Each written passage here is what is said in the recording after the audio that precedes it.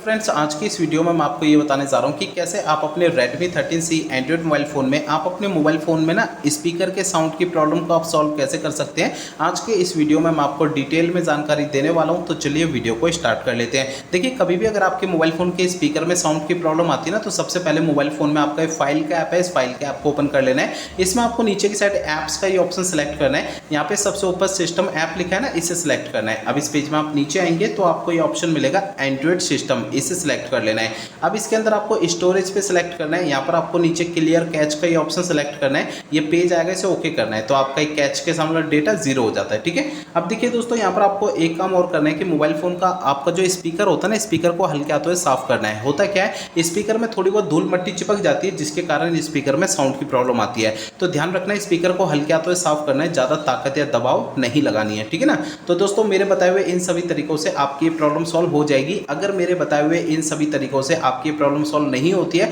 तो आपको करना क्या है, देखिए, आपके मोबाइल फोन का जो सर्विस सेंटर है ना, वहां पर आपको चले जाना है। सर्विस सेंटर में अपना मोबाइल फोन वहां पे दिखा देना है। ऐसा मैं इसलिए कह रहा हूं, देखिए, हो सकता है आपके मोबाइल फोन के हार्डवेयर के अंदर कोई दिक्कत आ गई होगी, जिसके कारण आपके मोबाइल फोन के स्पीकर में साउंड की प्रॉब्लम आ रही है। ठीक है।